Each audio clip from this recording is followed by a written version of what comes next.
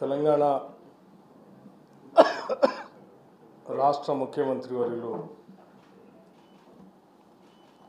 శ్రీ రేవంత్ రెడ్డి గారు అట్లాగే ఇక్కడికి వచ్చినటువంటి మీడియా మిత్రులందరికీ ముందుగా హృదయపూర్వకమైనటువంటి నమస్కారాలు.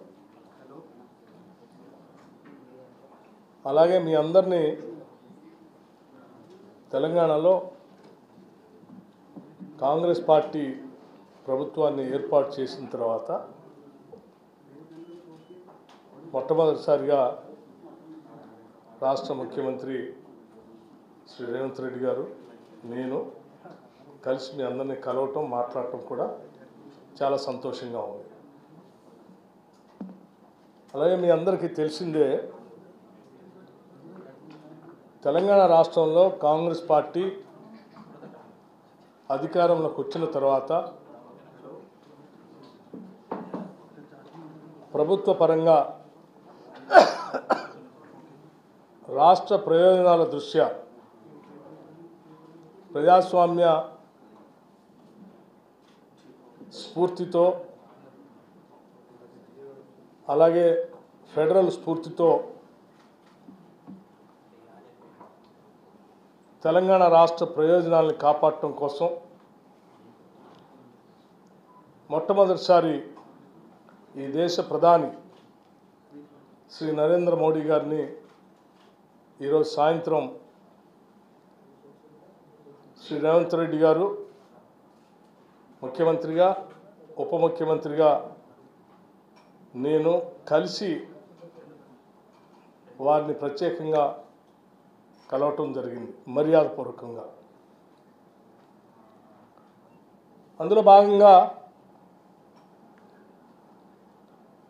తెచ్చుకున్న తెలంగాణ రాష్ట్ర ప్రయోజనాలు కాపాడటం కోసం అలాగే ప్రత్యేక రాష్ట్ర ఏర్పాటు కార్యక్రమంలో భాగంగా తెలంగాణ రాష్ట్ర ప్రయోజనాలని హక్కుల్ని కాపాడుతూ బైఫర్కేషన్ యాక్ట్లో తెలంగాణ రాష్ట్రానికి అందించినటువంటి అనేక అంశాలని దేశ ప్రధాని శ్రీ నరేంద్ర మోడీ గారి దృష్టికి తీసుకొని రావడం జరిగింది. తీసుకొని వస్తూ మేము రాష్ట్రం కోరి కొట్లాడి తెచ్చుకున్నదే నిధులు, నీళ్లు, నియామకాలు. వీటికి సంబంధించి బైఫర్కేషన్ యాక్ట్లో పొందుపరిచినటువంటి హక్కుల్ని గత ప్రభుత్వం 10 సంవత్సరాలుగా తాత్సర్యం చేస్తూ కేంద్రం నుంచి తీసుకొని రావాల్సినటువంటి కొన్ని ముఖ్యమైన అంశాలని తీసుకొని రాలేకపోయింది. దయచేసి మేము మిమ్మల్ని కలుస్తూ ఆ అంశాలన్నింటినీ త్వరితగతిన తెలంగాణ రాష్ట్రానికి అందించవలసిందిగా వారికి విజ్ఞప్తి చేయడం జరిగింది. అందులో భాగంగా ప్రధానంగా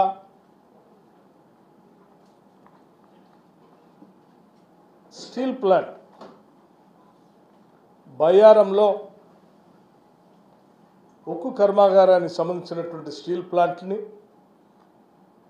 అట్లాగే కాజీపేటలో రైల్వే కోచ్ ఫ్యాక్టరీ, అలాగే గత ప్రభుత్వంలో ఇచ్చినటువంటి ఐటీఐఆర్కి సంబంధించినటువంటి ప్రాజెక్ట్ని వాటిని వెంటనే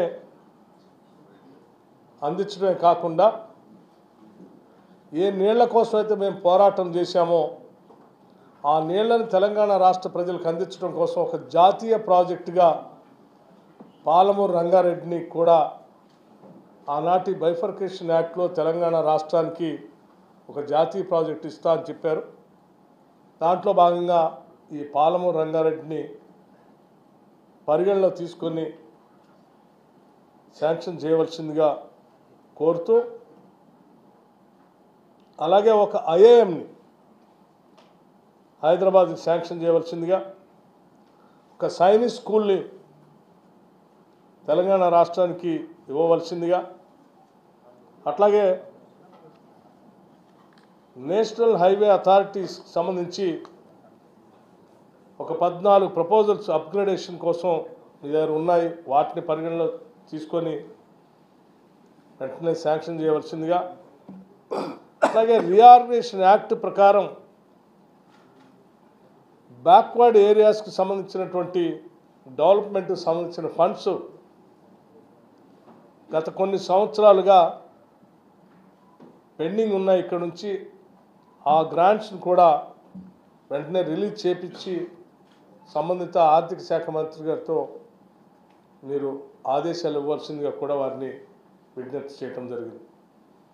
అందులో భాగంగానే 2019, 20, 2021, 22, 2022, 23, 2023, 24 సంబంధించి దాదాపు ఒక 1800 కోట్లు దాని పెండింగ్ ఉన్నాయి, వాటిని కూడా రిలీజ్ చేయమని అడిగాం. ఎందుకు ఈ విషయాలన్నీ వారి దృష్టికి తీసుకొచ్చామనంటే, తెలంగాణ ప్రజల యొక్క భవిష్యత్తును దృష్టిలో పెట్టుకొని ఒక అద్భుతమైనటువంటి తెలంగాణ నిర్మించుకోవటం కోసం ప్రత్యేక రాష్ట్రం తెచ్చుకుని ఉంటే 10 సంవత్సరాలు పాలించినటువంటి బీఆర్ఎస్ ప్రభుత్వం వారి ఆర్థిక అరాచకత్వంతో ఆర్థిక వ్యవస్థలన్నింటినీ కూడా చిన్నాభిన్నం చేయటమే కాకుండా మించిన అప్పులు తెచ్చి రాష్ట్రం పైన పెనుభారం వేశారు. ఈ ఆర్థిక పరిస్థితి నుంచి బయటపడుతూ రాష్ట్ర ప్రయోజనాలను కాపాడుతూనే భవిష్యత్ తరాలకి మేము అందించడానికి కావాల్సినటువంటి ఆర్థికపరమైన సహాయ సహకారాలను కూడా కేంద్ర ప్రభుత్వం నుంచి ఇదోచకంగా అందించాలని కోరుతూ పెండింగ్ ఉన్న వాటిని రిలీజ్ చేయటమే కాకుండా ఇంకా అదనంగా కూడా సాధ్యమైనంత వరకు ఈ తెలంగాణ రాష్ట్రానికి అందించి ఇవ్వవలసిందిగా వారికి విజ్ఞప్తి చేయడం జరిగింది. అట్లాగే 2015, 19, 2020, 21 సంబంధించి ఒక 450 కోట్ల రూపాయలు పెండింగ్ ఉన్నాయి. అవి ఇంకొక 2250 కోట్ల రూపాయలు గవర్నమెంట్ ఆఫ్ ఇండియా నుంచి రావాల్సి ఉన్నాయి. ఈ గ్రాంట్స్ సంబంధించి వాటిని కూడా వెంటనే సాధ్యమైనంత మేరకు తెలంగాణ రాష్ట్ర ప్రభుత్వానికి రిలీజ్ చేయవలసిందిగా వారిని కోరటమే కాకుండా రాష్ట్ర ప్రయోజనాల దృష్ట్యా కేంద్ర ప్రభుత్వం నుంచి రావాల్సిన ఇతోధిక సహాయ సహకారాలు రాష్ట్ర అభివృద్ధి కోసం, ఆర్థికంగా నిలదొక్కుకోవటం కోసం, ఇరిగేషన్ ప్రాజెక్టులు పూర్తి చేసుకోవటం కోసం, విద్యా వైద్య రంగాలను బలోపేతం చేసుకోవటం కోసం కేంద్ర స్థాయి నుంచి అందించాల్సిన సహాయ సహకారాలన్నింటినీ కూడా అందించవలసిందిగా వారికి ముఖ్యమంత్రి గారు రేవంత్ రెడ్డి గారు, ఉప ముఖ్యమంత్రి గారు, నేను ఇద్దరం కలిసి వారిని విజ్ఞప్తి చేయడం జరిగింది. దానికి ప్రధానమంత్రి గారు కూడా వాటన్నిటిని విన్ని సానుకూలంగా స్పందించడమే కాకుండా ఒక కేంద్రం ఒక రాష్ట్రానికి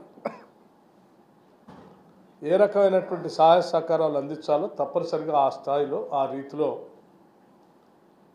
తప్పనిసరిగా తెలంగాణ రాష్ట్రానికి అందిస్తాం, పరిశీలిస్తామని కూడా వారు సానుకూలంగా స్పందించడం జరిగింది. Thank you.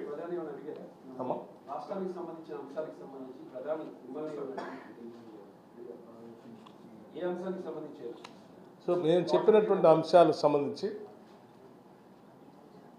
ఆర్థికపరమైనటువంటి అంశాలు ఏవో పెండింగ్ ఉన్నాయో, ఏ రకంగా ఇబ్బందులు ఉన్నాయో చెప్పినటువంటి అంశాలకు సంబంధించి మేము ఆల్రెడీ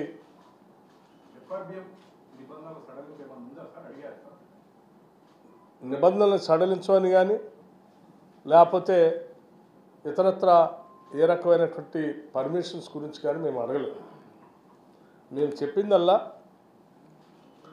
రాష్ట్ర ప్రభుత్వానికి కేంద్ర ప్రభుత్వం నుంచి రావాల్సినటువంటి గ్రాంట్స్ని, పెండింగ్ ఉన్నటువంటి అంశాలని బైఫర్కేషన్ యాక్ట్లో మాకు రావాల్సినటువంటి ఆ యాక్ట్ ద్వారా పెట్టినటువంటి హక్కుల్ని, వాటితో పాటు అదనంగా కొన్ని అంశాలని రాష్ట్ర ప్రయోజనాల దృష్ట్యా అడిగాం. వాటికి సంబంధించినటువంటి కార్పొరేషన్ రుణాలు ఎఫ్ఆర్బిఎం పరిమితులు ఉండడం వల్ల మీకు రాష్ట్రానికి రావాల్సిన రుణాలు రాకుండా పోతాయి కదా, ఇది మీకు ఇబ్బంది కదా, ఇది ముఖ్యమైన అంశం. రాష్ట్ర ఆర్థిక పరిస్థితి గురించి తోచికంగా ఉన్న సమాచారం మొత్తం వారికి అందించాం. శ్వేతపత్రాన్ని రాష్ట్ర శాసనసభలో ప్రవేశపెట్టామన్నటువంటి అంశాన్ని కూడా వారి దృష్టికి తీసుకొచ్చాం.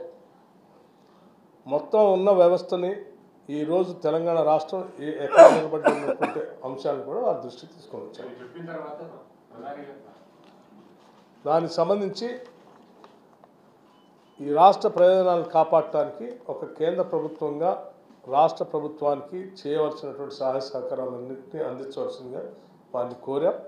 వారు సానుకూలంగా స్పందించారు. దాన్ని మేము లెక్కలతో సహా రాసి ఇచ్చాం. దానికి సంబంధించిన రిప్రజెంటేషన్ కూడా వారికి రాతపూర్వకంగా కూడా అందించడం జరిగింది.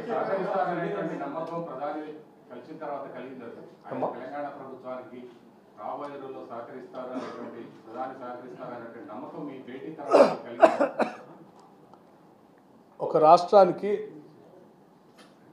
కేంద్ర ప్రభుత్వం ఏ రీతిలో సహాయ సహకారాలు అందించాలో ఆ రాష్ట్ర పురోగతికి మీరు అడిగినటువంటి అంశాలను తప్పనిసరిగా సానుకూలంగా పరిశీలించి స్పందిస్తానని ప్రధానమంత్రి గారు చెప్పారు.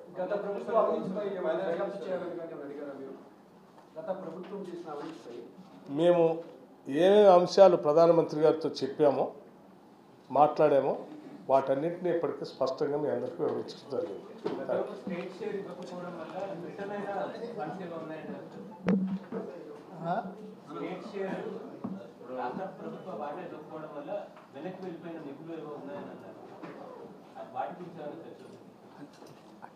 అన్ని రకాల నిధుల మీదనే చర్చ చేసినాం. వాటికి సంబంధించిన రిప్రజెంటేషన్ రకరకాల శాఖలలో రకరకాల నిధులు ఉన్నాయి. ఎగ్జాక్ట్ నెంబర్ అనే కంటే శాఖ వైజ్గా రిప్రజెంటేషన్ ఇచ్చాం. వాటిని మళ్ళీ రిప్రజెంటేషన్ ఇచ్చిన లెటర్ మీకు కావాలంటే